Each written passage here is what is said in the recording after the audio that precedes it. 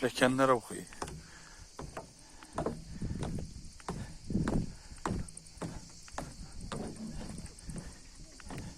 %70'e yaxın pilləkən var. 70'e yaxın pilləkəndir. O pilləkənlərlə düşürəm. Görürsünüz də, cənnətdir, cənnət, cənnət Azərbaycan. Bax, cənnət Azərbaycan. Bu gözəllikləri erməni bizim əlimizdən almışdı. Cənnət Azərbaycan. Eşq olsun bizim ölkəyə, eşq olsun bizim Azərbaycana.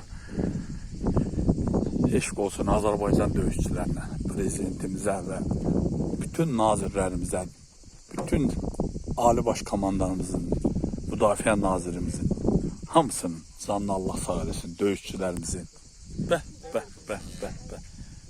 Gölə baxın bir. Xocalı rayonunun Xanabad kəndi, cənnət məkan.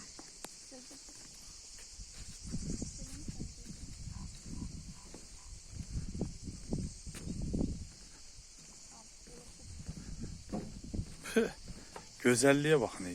Dağların arasında bu yüksəklikdə bu göl. Möcüzədir, bu Allah'ın bir möcüzəsidir. Meşələrin arası. Söz konusu konumda